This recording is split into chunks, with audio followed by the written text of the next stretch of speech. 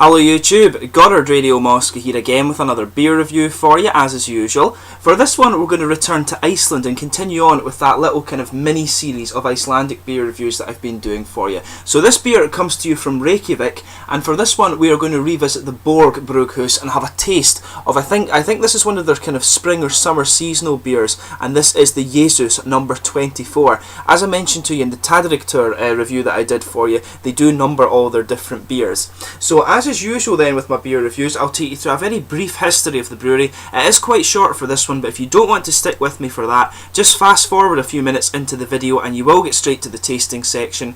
The brewery website is in the video description for you below, along with a link to my other Borg Brugghús beer reviews, and there will be another one of these added fairly shortly.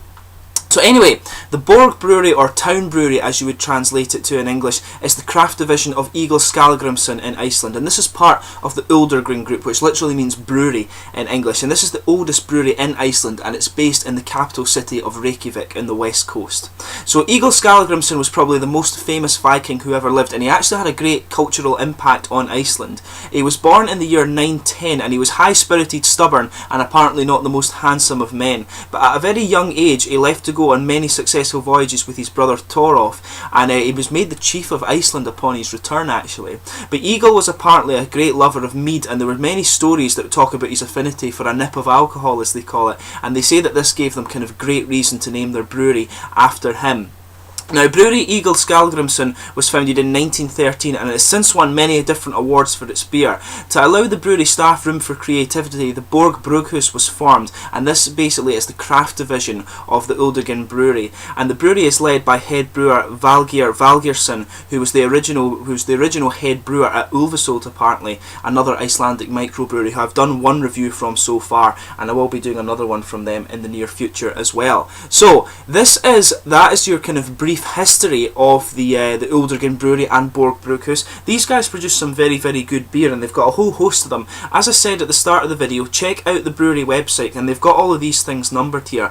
The most common one I think you would find if you went to Iceland would be the Brio, which is their number 1 beer, and I think that's just the kind of lager, the sort of tap lager beer that they do, but it is very nice. It's quite a nice kind of craft lager, brewed in small batches of course. But we'll get on with the tasting of this beer now. I'll just bring up the camera and let you have a little look at the artwork on this one. It's fairly standard compared to the other Borg Brugghús beers. They seem to have this very standard artwork. I think you get this kind of white colour. You do get some unusual ones as well, but it's mainly green or white that you will find these kind of beer labels to be. And I'm sure there's some dark brown ones and stuff like that as well. And there is of course the one that has the kind of gay pride stripes on it too, which is quite cool. That was a really nice double IPA, that one. This is the typical Borg Brugghús bottle cap on this one, but it's very nicely presented. It's got these nice kind of matte finish, sort of silk finish labels, very nice. So let's get this guy out and get on with the tasting here. Just to tell you the style of this beer, it's a 7% one, and I've seen it. Some people have described it as a Belgian style ale, but when I tried it in Iceland, I would have described it more as a summer ale. It actually reminded me a little bit of the Brooklyn summer ale that you can get from America. So let's give this guy a taste and see how we get on here. As you can see, a nice kind of smoky opening there. And we'll just get this guy out. This is one, I brought this back from a nice little craft beer bar in Akureyri, this one. I bought it from the guy because I'd never seen it in any of the Vinbuden shops in Iceland, and of course I'm sure I mentioned that in my other Icelandic reviews. All the alcohol shops in Iceland are state owned, but apparently there is a kind of bill or discussion going on in Parliament on how to change that. But we'll bring up the light now and just let you have a little look at the colour of this beer. As you can see, it's a really kind of bright yellowy amber straw colour. If I put my fingers behind it, you can see it's quite opaque. There's not much transparency on this one actually, and you can see there was just a solid kind of half finger of a white frothy head, but that's really going down to be a very thin foamy layer now, and there is a good bit of carbonation visible in this one as well, which is quite cool. So if I remember rightly, it is a fairly kind of well carbonated beer. But in terms of the aroma, I'll just put the light back down. As you would expect, very kind of grassy, this one actually, very grassy and very sort of sweet smelling aroma here. If you sugar it up a little bit, you start to get more of a kind of bready and slightly yeasty note coming out of it.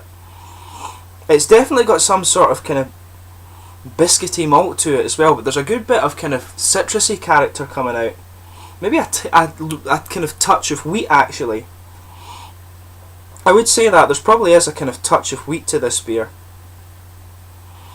Definitely, yeah, a little touch of wheat in this one, but mainly a kind of citrusy and grassy hop character that's coming out, on top of a kind of bready, yeasty kind of malt base.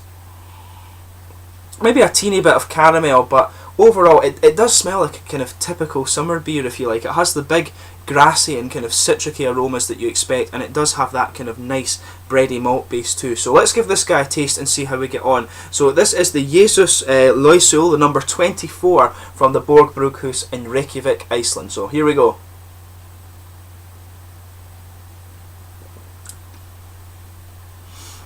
Yeah, I've seen people, as I said, I've seen people describing this as a kind of Belgian style beer, and I can see where they get that from.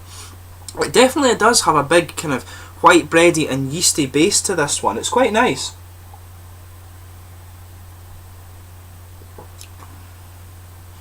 But yeah, a lot of kind of pale bready malts.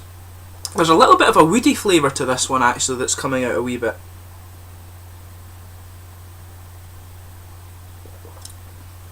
There's some kind of biscuity malts coming out in the flavour as well, which is quite interesting, I would say. It's quite nicely balanced actually. It's quite, when I tried this one after having had some of their other ones, I have to admit I didn't think it was as good as the other ones in honesty, but I can see the appeal of this beer when I'm drinking it as my first one and on its own. It does have a really nice kind of quite appealing summer character to it, and please correct me if I'm wrong on this in calling it a summer seasonal beer, but it really does remind me of that. I'm sure the guy in the bar told me that this was a spring seasonal one, so the kind of spring, late spring, early summertime you can expect to find this one in Iceland. But yeah, very, very nice kind of pale bready malt base in there.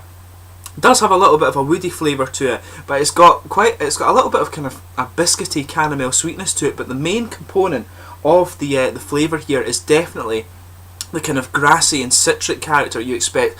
I do think there is a tiny little bit of a wheat taste in there. It almost reminds me just a little bit of a Belgian style wit beer, but it's nowhere near as wheaty as it would need to be. There's no banana flavour really in this one. It's a big grassy and citrusy taste in this one, just a tiny little touch of wheat, I think.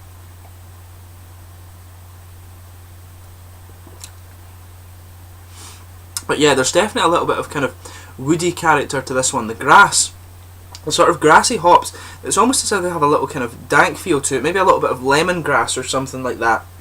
It's quite an interesting blend of flavours, this one, which is what I would say, but there is a good bit of herbal character to the hop too, which is quite interesting. Maybe that's where I'm getting this sort of dank lemongrass kind of flavour from, but it's very, very fresh, that's the other thing. Even though I'm calling the flavour dank, it is a very, very kind of fresh tasting beer, this one. I can see the attraction to this one being a kind of a spring seasonal, if you like. It's very, very fresh, and what you would expect from a kind of spring summer ale, if you like. So a very, very nice beer, definitely quite an interesting one, and you can pick up just out the difference in this kind of style that you would try, for example, in Scotland, and you can pick up the little bit of the kind of volcanic-y, minerally water that you would expect from Iceland. It's a very, very nice beer, very kind of unusual in this style. It's interesting to find something like this from Iceland, and you can see the different kind of national takes on it, if you like. In terms of the mouthfeel though, it's very, very light-bodied. It's got quite a kind of soft carbonation to it. They've got the level of it just right so that it kind of flows quite well. It's got a little bit of an oily mouthfeel, but at the same time it is quite crisp, and it's quite wet as well. So it's quite a refreshing beer, and it's easy drinking. You know, you could easily sit and session a few of these. But it's a very, very interesting one. So overall, I would say it's a nice, interesting, sessionable beer. Has a little bit of a kind of Belgian wit character to it, although that I'm talking there about the kind of grassy and citric end of the hops. There's not that much wheat in it, and it is a very, very kind of spring summery beer. It does remind me a little bit of the Brooklyn Summer Ale to some degree. So if you like that beer, then maybe give this one a try.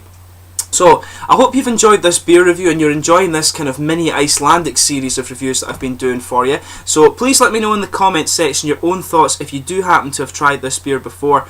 Always interesting to hear other people's thoughts on the beers. I thank you again for watching my beer reviews and for your support over these 300 videos. And please like, subscribe, share, all the usual YouTube stuff, and I will be back soon with more Icelandic reviews. Cheers.